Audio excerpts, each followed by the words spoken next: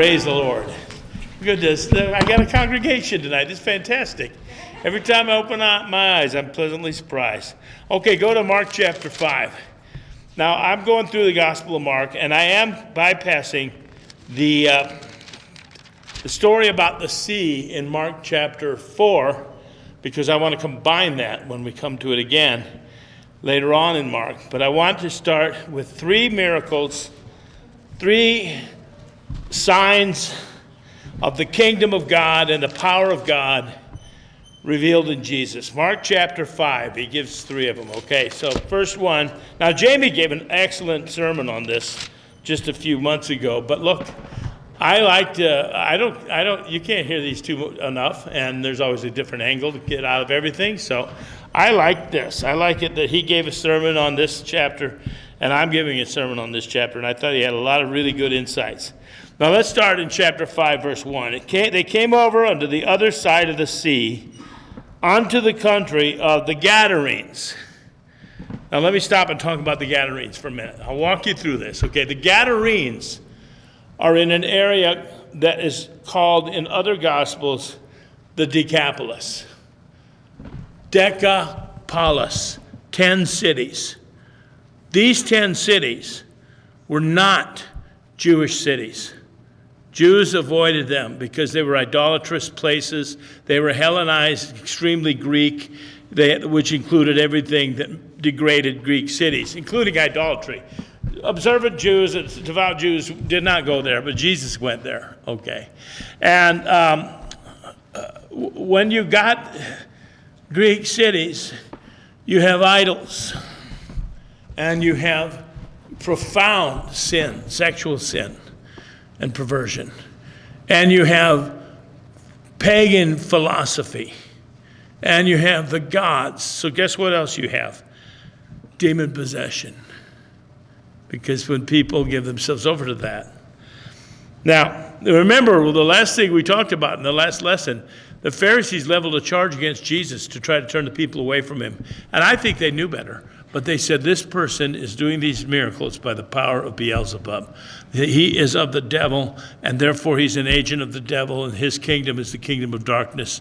And that's when Jesus warned them how close they were to blasphemy of the Holy Spirit, the unforgivable sin. He said you cannot have forgiveness, not in this life or in the life to come. Now, as if to just fly right in the face of that accusation, although that's not why Jesus did that, but that's why this is where it is in the gospel. Now we have the Son of God in direct confrontation with the power of darkness. When he was come out of the ship, immediately, remember that's one of the words that gets repeated over and over again in this gospel. There met him out of the tombs a man with an unclean spirit, who had his dwelling among the tombs, and no man could bind him, no, not with chains, because he had been often bound with fetters and chains. Now try to picture this. They tried to restrain him with chains, and they had been plucked asunder by him. He just broke them.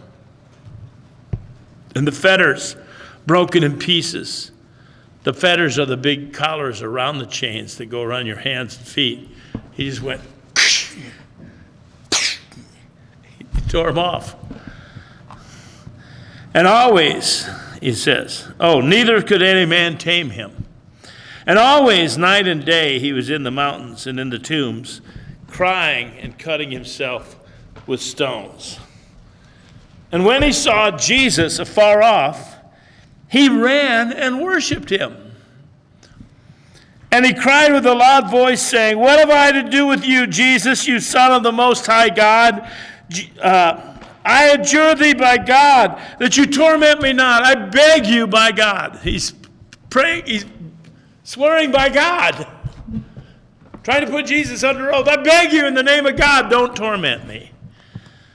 How many know that's quite a conflict? He's completely convicted and conflicted. Okay.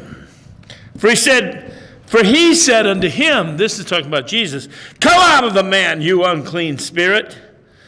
And he asked him, "What is your name?" And he answered, saying, "My name is Legion, for we are many."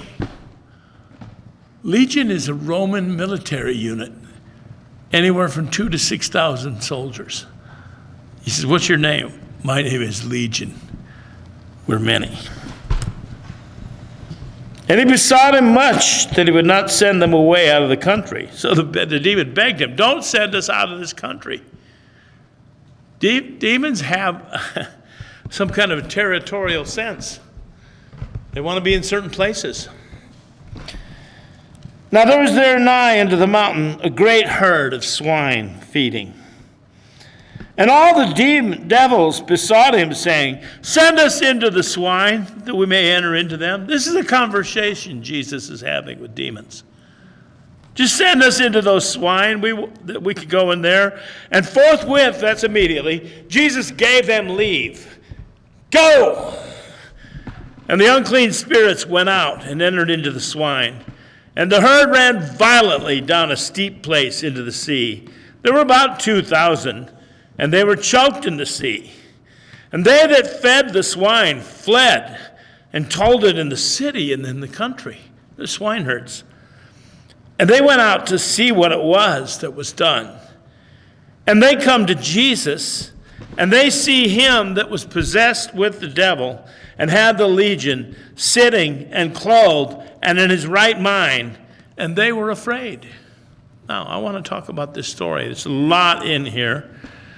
Okay, first of all, this is right after Jesus got out of the boat. He lands on the shore, and immediately he's confronted with this totally, violently crazy, demon-possessed man. Naked, too, by the way. Something very unnerving about that. Now, where's he living? He lives among the tombs. He's got a thing about death. He lives in the tombs. Now, he's alienated from God, and that alienation is manifest by his separation. Look, obviously he's far from God, and that takes him far from everything and everybody else that's alive. Friends, family, loved ones. You see, it just keeps taking you further and further and further away. And he haunts this graveyard. Now, the book of Proverbs, chapter 8, tells us something. It says, wisdom is talking and saying, "I delight in the children of men, but all those that hate me love death."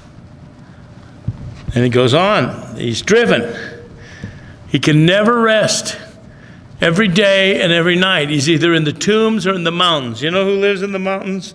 Nobody, okay?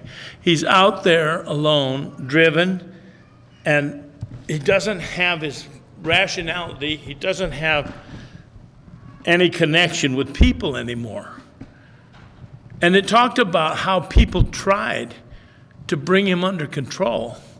Some kind of control. They've tried to put some kind of limits on him. And how they failed. I mean, he just snapped the chains and he snapped the fetters. Now, obviously, he did that through the power of an unclean spirit, okay?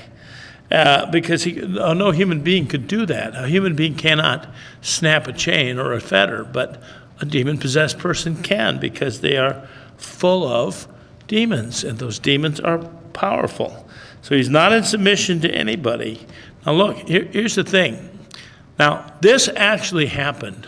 All of these stories in the Bible happened. But that doesn't mean there's not a symbolism. That doesn't mean that it doesn't point to something. For example, how many would agree with me that the world has gone crazy? Absolutely crazy. And how many of you know that Jesus is coming? And when Jesus comes and lands on the shore here, there's going to be a confrontation. Big time. This crazy, crazy world, okay? Now, we've seen it in our own lives. I mean, look, the world is in decline, okay? Jesus had actually affected the Western world for centuries. But we've seen it in the last 40 years. Notice that he's naked. People are a lot more comfortable with nakedness. Notice that he's rebellious. How rebellious? Nobody could tame him. Well, we prize rebellion now. Notice that he's depressed. He's crying day and night. See, his freedom. Now, I've often given this lecture, this talk about freedom, how freedom is like almost an idol in America. Like, I like freedom, by the way. I'm a free man and I love freedom, but there is no such thing as absolute freedom. Autonomy, total freedom, freedom from God. Now, there's going to be something that a bunch of people are trying to organize over the internet for, I think it's the 12th, and it's called Give God the Finger Day. And as many people as possible. It's just like the blaspheming of the Holy Spirit challenge I told you about. This world is getting more and more rebellious and set against God. And what they want is total, complete freedom, autonomy. But the thing is that you get so far out there in your freedom without any boundaries or limits, you're getting closer and closer to insanity. You can cross over that line very quickly, and possession, okay? For example, the sexual anarchy that was coming about with the sexual revolution. No more chains. No more Judeo-Christian morality. No more marriage. No more thinking that adultery is a sin. No more gender. You see, people just keep on breaking the chains, and they're getting further and further out in the world. Now, Jesus is coming, and that's one of the things these stories in the gospel tell us. There's a reason why this happened 2,000 years ago, and Christians have been proclaiming this story ever since. It's in Mark. It's in the gospel. This is the preaching of Peter, that look, Jesus is going to come back and confront this craziness in this world and set things right. He's going to restore. See, the end of the story is they saw him clothed and in his right mind. He's going to set things right. But in the meantime, see, there's several things about this demonism that I want to point out. It's an unclean spirit. See, it has to do with moral pollution. Okay, you can't do evil and then say, well, it won't affect me. You can't just practice evil. You can't practice sexual anarchy. You can't practice these other rebellious expressions of our day without it affecting you. So it's an unclean spirit, it's moral pollution. He's driven. His passions drive him. He's never at rest. He cannot find peace.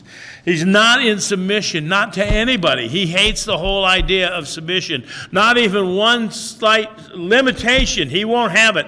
How free is he? He's free of other people. He's free of family. He's free of relatives. He's free of clothes. Now, he thought, people think that's going to make him happy, but really this is the freedom that is actually bondage. But the one thing about it, though, is it makes him strong.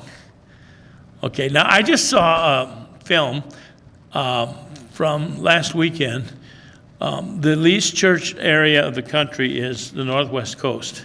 And the city of Portland is just so crazy that they can't find cops anymore because people are just too crazy. And a church took a bunch of kids and old ladies and young ladies out for a nice picnic and prayer meeting, and they set up speakers. And Antifa came and sprayed pepper spray in the faces of these women and children and destroyed their speakers. There's no one doing anything about it, no limits. That's just one sign, one example of the freedom that is actually possession. And he says that you get to this point where you get a strength that's not even yours anymore. Okay. Now, one of the things I often think of is like this craze for superheroes. The kids want superheroes. And what are some of the superhero stories, okay? Well, I'm not a very good expert on them, but I do like to use this as an allegory because I think that there's a spiritual thing underneath it.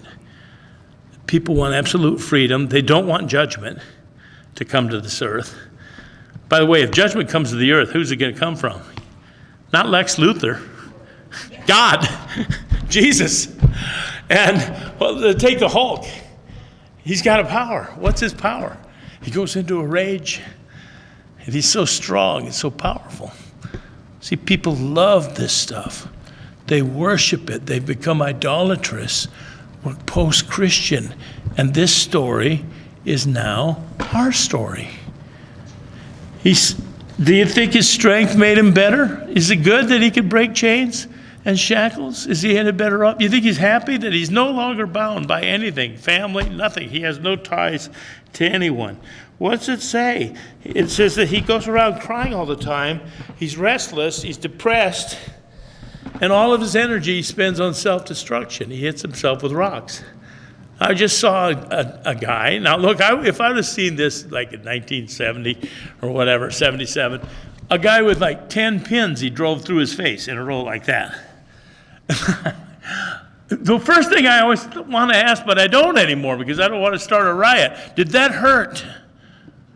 I'm not making fun of it. I mean, it's sad. It's pathetic. How bad do you got to, how miserable do you got to be? But see, this is the other thing I want to point out about this story, is that what Satan wants to do is to debase the image of God. He wants to destroy the image of God. All sin really amounts to a debasement of the image of God, because all sins, you lose your dignity. Like if you won't be bound by God's sexual laws, then you don't have the dignity that you were supposed to have as the bearer of the image of God. And what they do is they pierce themselves and they mark themselves with tattoos. Now, someone told me, now look, I'm not here to rail on anybody. You go ahead and do whatever you want to do. But I always get asked, this is ungodly to get tattoos. I know a guy that went and got a tattoo of a Bible verse, so what's wrong with that? I'm not here to be anyone's guru or rabbi. You go ahead and do whatever you want to do.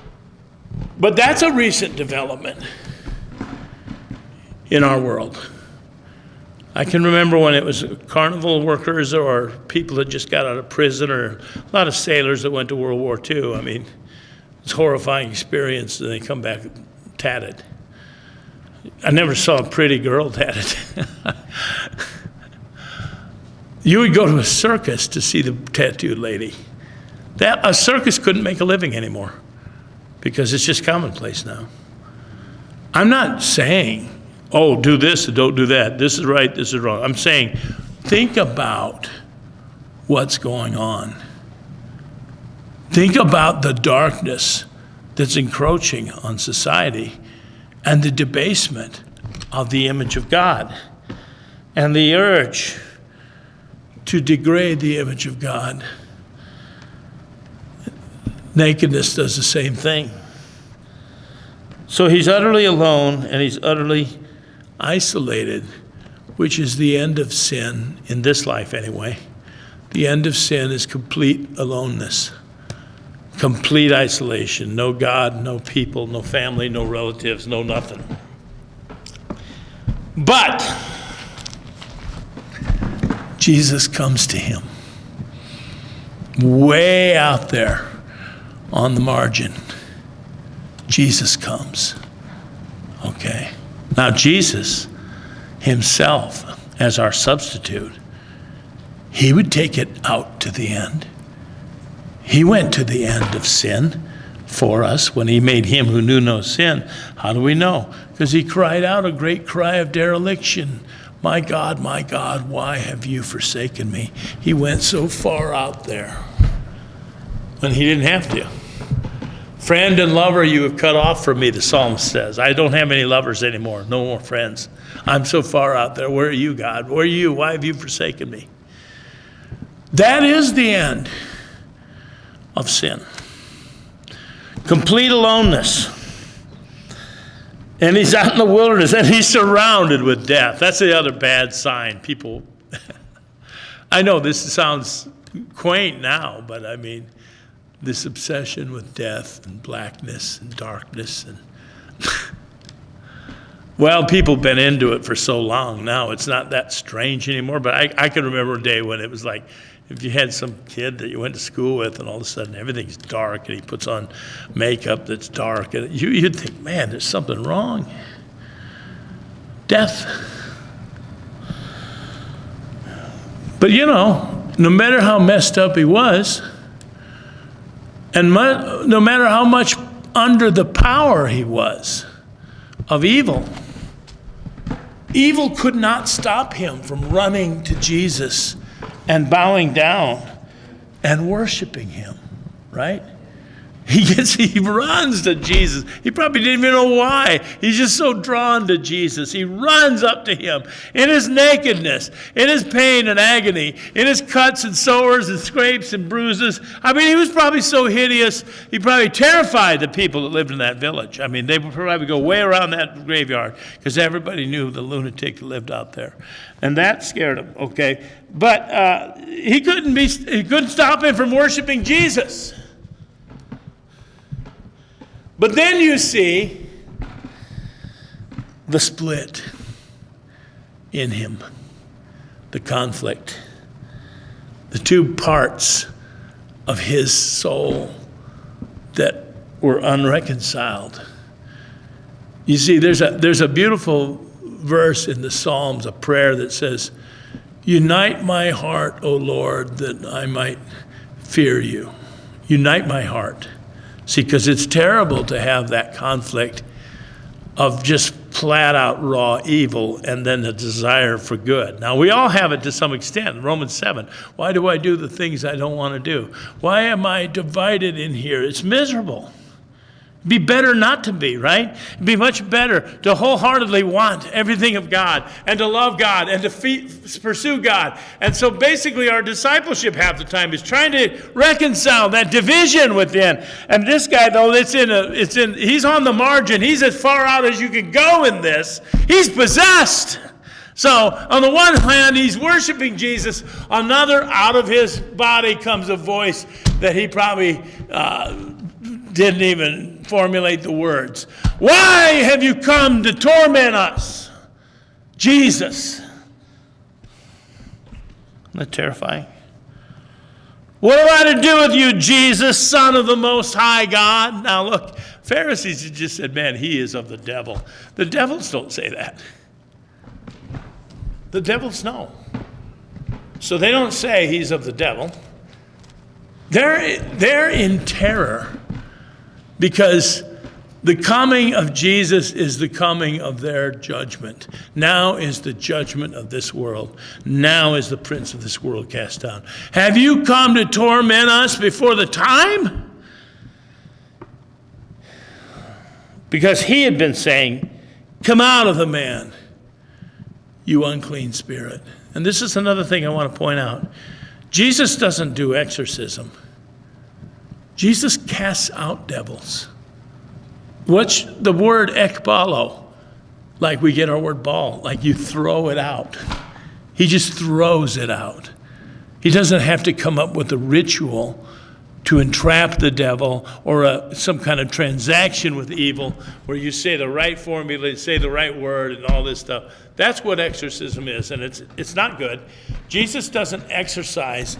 He comes with all the authority of heaven and throws out the demons. Now, this very same gospel, this Great Commission is different than the other Great Commissions. He said, these signs will follow those that believe in my name. They shall cast out devils. So we don't have to be afraid of the devil. So he's got this split. He's got the demonic question. What do you have to do with us? Do you have anything to do with us? I beg you by God. The demons are praying in the name of God. Well, of course, that makes sense, I guess. They know God. I mean, if you take all the deception aside, I mean, demons know there's a God. And so they actually adjure him by God. They swear by God. Please don't torment us. I know a person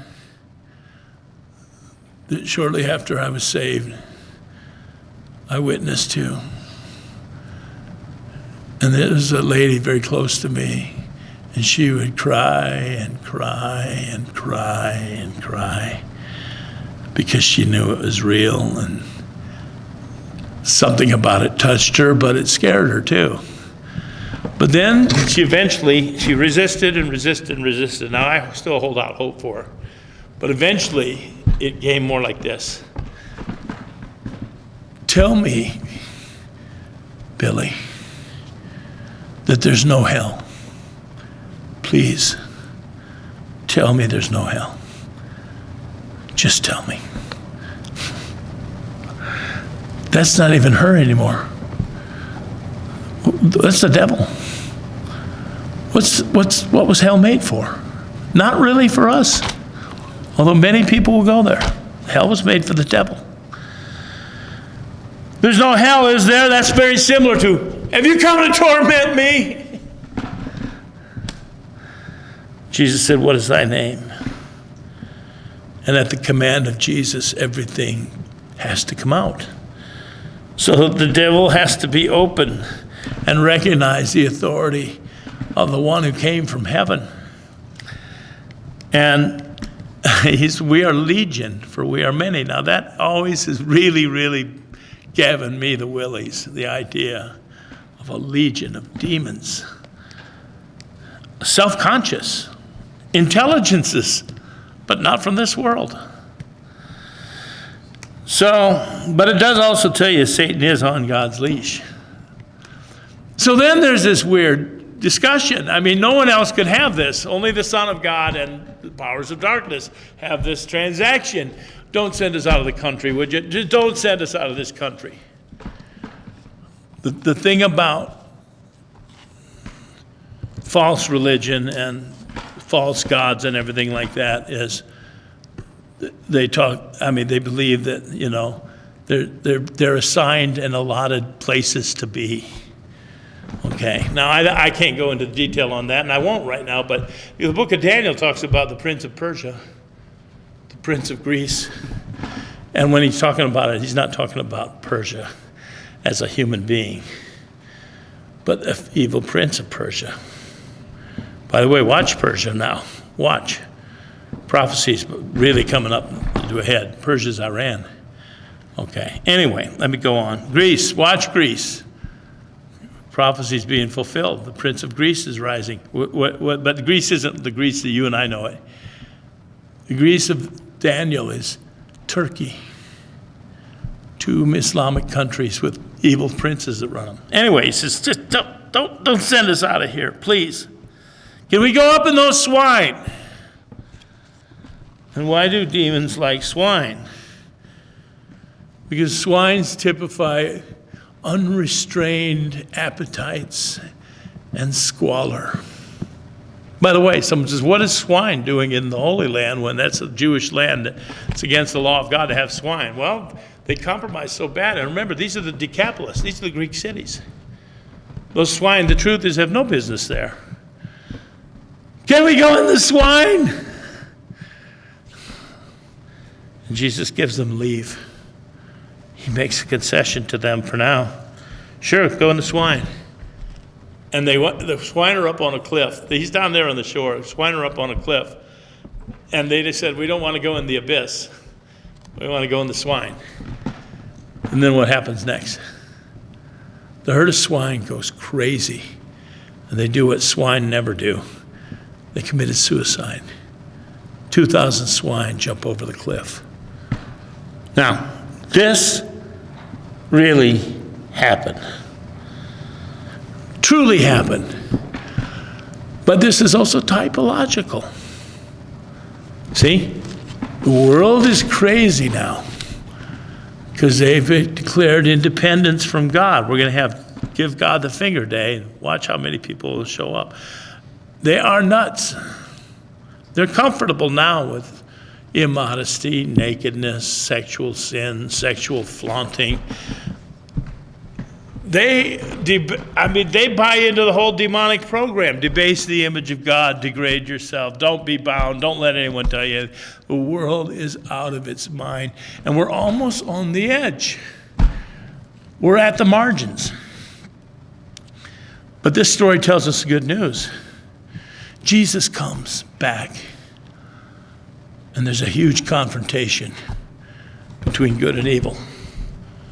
Now, this is just as personal as it is corporate. Jesus is coming to people all over the world that are possessed or that are degraded or that are debased or that are under the power of the darkness. I believe that Jesus is moving in a powerful and mighty way. But at the end of the world, Jesus comes back. And there's not a thing the devil can do to stop people from worshiping him, even if those people are conflicted. But that conflict will be resolved. They run into the demons. And then what happens at the end of the world? The devil and the wicked are cast into the abyss, just like the swine running over the cliff to their death. Only it's not water that they're going to jump into, it's the lake of fire. Now, one more part of this story before I go on. These are very, very deep stories. Now, everyone in that area knew this crazy guy lived out there. Chances are they probably went around it. Like if you had to go through the graveyard at night, you'd go as far as you could try to avoid him. I would anyway. They all knew, and they all got used to it. See, people are used to things now that would have scared us half out of our wits 40 years ago. But it's just normal. Dude with pins up one side of his face and down the other, right through his nose, right through his... No problem. People with 666 tattooed on them. Just another rock and roll fan, I guess. I don't know, you know. Little Nas. All these crazy freaks. But we're used to. Well, will anything scare these people? Are they beyond getting scared or freaked out or blown away? Or is one thing that scared them in the story? What scared these people the most of all? Yeah, him sitting clothed in his right mind at the feet of Jesus. What? Whoa. They didn't say, Jesus, would you stay and help us? What did they say? Just get out of here. Just get out of here. And what did Jesus do? He left. Now, the poor demoniac that's now in his right mind, and this is what we live for, don't we? That someone come from that world and they meet Jesus and they get their mind back, right? He says, can I go with you? Can I go? Can I go? Can I go? And Jesus says, not yet. Stay here. Give your testimony. See? That's the plan. Like I wish I could have been raptured the day after I got saved. Been a lot easier, wouldn't it? Can I just go? Can I go? Can I? No, God's got something for us here. So that the next time Jesus came back to that shore, there's a whole lot of people ready to be ministered to because this dude was clothed and in his right mind. But it scared him.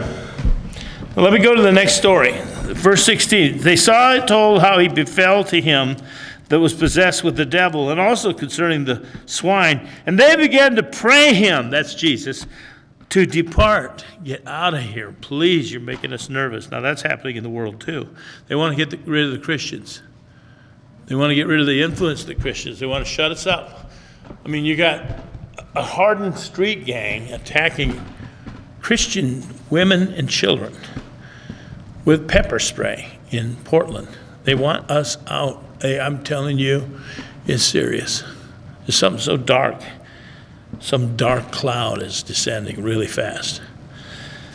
Now, when he was coming to the ship, verse 18, he that had been possessed with the devil prayed him that he might be with him. Howbeit Jesus suffered him not, but said to him, go home to your friends and tell them how great things the Lord hath done for thee, and how he had compassion on thee. Can you imagine this man's life now? I mean, to go from wandering around in the dark, crying and hitting yourself with stones. And he departed and began to publish in Decapolis how great things Jesus had done for him. And all men did marvel. And when Jesus was passed over again by ship unto the other side, much people gathered unto him, and he was near unto the sea. So he goes to the other side, and he gets out the shore, and now he gets another crowd waiting for him. Behold, there came one of the rulers of the synagogue, Jairus by name. And when he saw him, he fell at his feet. Well, this is similar but different. It's a totally different world. This man's not naked. This man's not piercing himself. This man's not obsessed with death. In fact, he dreads death. But he's a human being who happens to be a member of the only true religion on earth at the time, although there was many distortions. But notice how the Gospel of Mark makes these two people parallel, bookends. He too came and knelt down to Jesus. And he besought him greatly, saying, my little daughter lies at the point of death. I pray you, come and lay thy hands on her, that she may be healed, and she shall live. He's got faith in Jesus. Like his leaders just told everyone, he's possessed of the devil. That's how he does his miracles. This guy knows that's not true. See, there's always going to be a lot of misinformation and a lot of lies. But then there's always going to be that group of people that just know it's not true, and they're going to go with the truth. He's not buying it. Now look what happened. Verse 24. Jesus went with him right away. No hesitation. And much people followed him and thronged him. Now I love this story because he's on his way to do a very important thing for Jairus, the ruler of the synagogue, but he gets interrupted. The Bible is so real. He gets interrupted. A certain woman which had an issue of blood for 12 years and had suffered many things of many physicians and had spent all that she had and was nothing better but rather grew worse. Now that sounds familiar. There's 1,000 cures out there. You could go broke trying to get cured. And I mean, I get that now. When I was younger, I never understood it, but now I know, man, yeah, your health is important, man. You'll do anything. You'll do anything. And she's been bleeding for 12 years. Now let me talk about this for a minute here. I'll take this interruption. Okay. It's womanly bleeding. And the thing about it, without going into the detail, is, according to the book of Leviticus, when a woman goes through her system, the time, she's ritually unclean. Now here's the problem. What if it never stops? Well, if it never stops, then you're never clean. You know what it means to be ritually unclean? It's just very similar to a leper. You cannot go in the temple. You cannot go in the synagogue. You cannot touch other people. You cannot be around other people because you might make them unclean. You're ritually unclean. Now, you hope it's over. You're always hoping it's over. And you try to find a cure for it being over. And you hope and you spend money and you go to physicians, because they had physicians back then. But you're in exile from the temple. You're exile from the presence of God. You can't keep family holidays. In a sense, being ritually unclean is a living death. Not to mention, it's probably not good for your health anyway. Something really, really, really, really wrong. No Passover, no Pentecost, no Feast of Tabernacles. She's cut off. This is more than a biological problem. This is a theological problem. She can't touch anybody. Now, I looked it up, about what the rabbis had on just one page of the Talmud. No less than 11 different remedies were proposed, of which, at the most, only 6 of them could possibly be regarded as actually taking a tonic or an astringent or something like that for the healing. The rest are merely superstitious things, like stand in the high tide and do this and that, the other, walk forward 6, 7. I mean, it's ridiculous, but she's paying money and went broke in hope of getting healed. But in all 6 of those 6 cases, no matter what you took and no matter what you did, they had a ritual when the tonics are prescribed and ordered and while the woman takes the tonic remedy, she is to be addressed by the physician or the rabbi or whoever with these words, "Arise from thy flux." Like the word of faith, like a command of faith. Rise up from thy flux. The word is cum. Rise from thy flux. Now, how many times had she heard that? She'd been hearing that for 12 years. She got her hope up all these years. And she got to where she went broke trying to get healed. Now, let's see what happened. She suffered many things, 26, of many physicians, spent all that she had and was not better. All she ever did is grew worse. But when she heard of Jesus, came in the press behind and touched his garment. Now let me explain this here. A couple of things. Number one, she came in the press. She went into a very, very dense crowd. Now, had they known that she was unclean, they'd have been very unhappy with her because she's defiling them. Furthermore, she reached out and touched a rabbi, Jesus, so she defiled him. But here's what happened. As soon as she touched the hem of his garment, Jesus felt the power go out of him, and she was instantly healed. Now, what is the thinking about the garment? I'm going to read two scriptures. See, everything in the Bible is based on other scriptures. So this is Numbers 15, the law of Moses. The Lord spoke unto Moses, saying, "Speak unto the children of Israel, and bid them that they make them fringes on the borders of their garments throughout their generations. They put on the fringe of the border a riband of blue.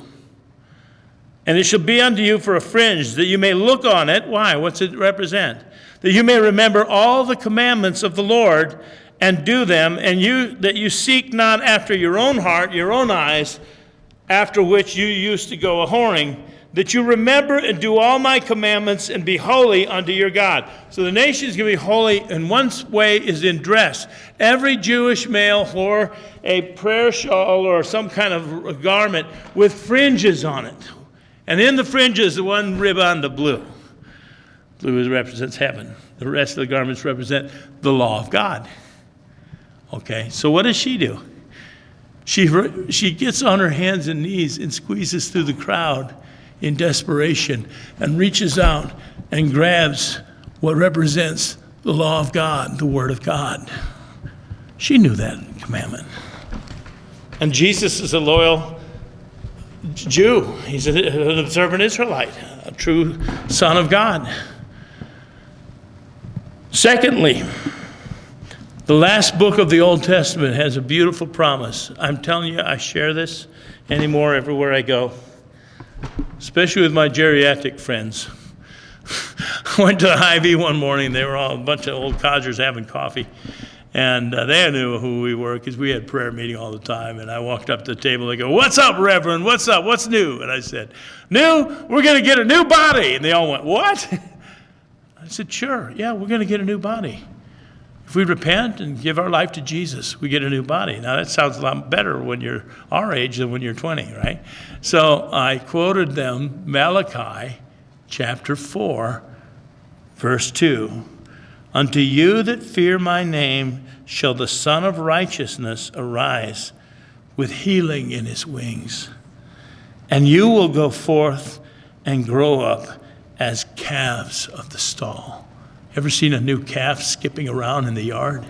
They're hyper and they're happy, and it's the ultimate picture of life, just jumping up and down, back and forth. They're just so happy to be alive. Now, but look, he says, "With the Son of Righteousness shall rise with healing" where? In his wings.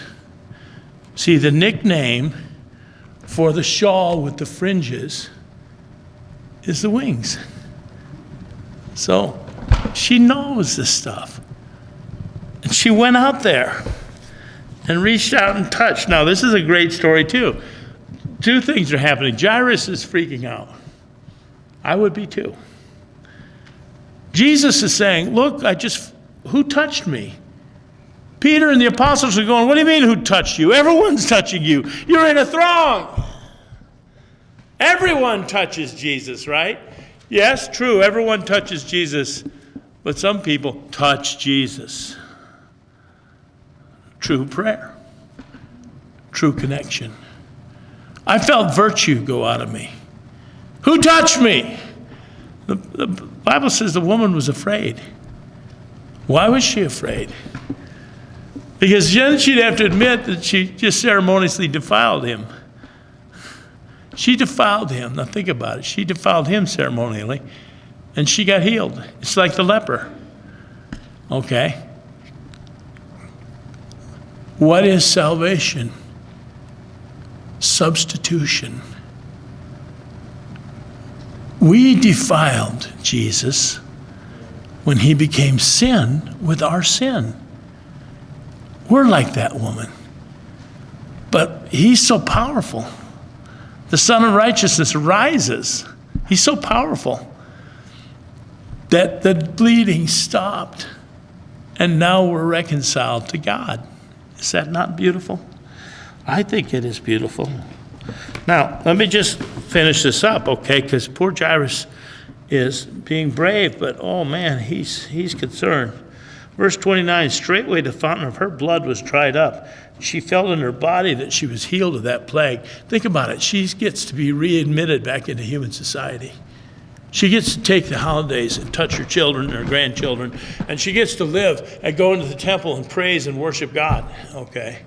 This is like coming back from the dead. How long has she been in that condition? 12 years. She's basically been dead, right?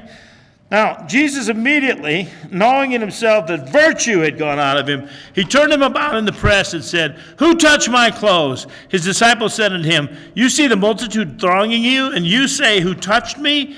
And he looked round about to see her that had done this thing. Once you got to look down probably. She's probably in a heap down on the ground.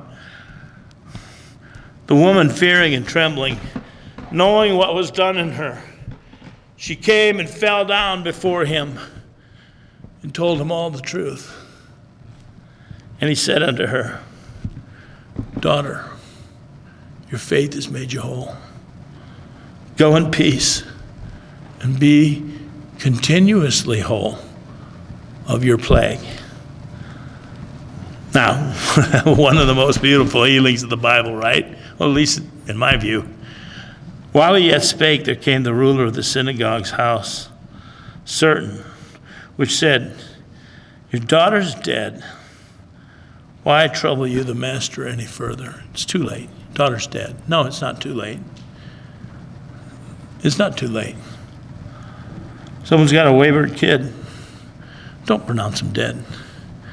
It's never too late. You wonder why there's so many stories in the Bible, by the way, where a guy comes up to Jesus and says, my son cast himself into the fire. I mean, yeah, that's demon possession. That was happening, all right? But that's also symbolic for you and me. How many have children that are insisting on going to hell in spite of our pleadings? Well, where do we take it? Jesus. Jesus is the same yesterday, today, and forever. What he did in Matthew, Mark, Luke, and John, he will still do today. Just keep going to Jesus. And when someone pronounces him dead, don't believe it, not for a minute. Jesus is the one that has the last word. So as Jesus heard the word that was spoken, he said to the ruler of the synagogue, don't be afraid, just believe. How about that for a motto, right? And he suffered no man to follow him, save Peter and James and John, the brother of James. He comes to the house of the ruler of the synagogue, and he sees the tumult and them that wept and wailed greatly. Funerals are a big deal in Jewish culture. How big? So big that they would hire people to come and cry with them. There were professional mourners. And when he was come in, he said to them, why do you make this ado and weep? The damsel's not dead. She's just asleep. And they laughed him to scorn. See, that's the only way I could explain why you'd laugh in that situation if you're a professional mourner. They just couldn't believe Jesus said that. But when he put them all out, he took the father and the mother of the damsel and them that were with him, and entering in where the damsel was lying. And he took the damsel by the hand and said unto her, Talitha cumi. See, that's that same word, cumi, cum, arise. Okay. It wasn't used for the woman's blood, but that was the prescription over and over again. You got to say, rise up out of your flux. But Jesus used the word on this girl. Talitha, daughter, rise up. Man, do I ever like that.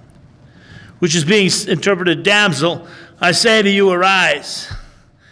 And immediately the damsel arose and walked. For she was of the age of 12 years. And they were astonished with a great astonishment. And he charged them immediately that no man should know this. And he commanded that something should be given her to eat. Back among the living. No one knows it. Only now everybody knows it, and they've known it for 2,000 years. We don't know her name. We'll know her in heaven. I can't wait. We don't know the woman with the issue of blood, her name, but we sure know her story, don't we? Because if that's not one of the oldest stories in the book, right? And we don't know that demoniac's name. But man, can we ever relate, right? We live in the age of Mark 5, right? But we know Jesus. Jesus is coming.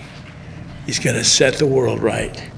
And in the meantime, he's where we take all this stuff. We don't accept the sentence of death. We keep bringing it to him. Let's have a word.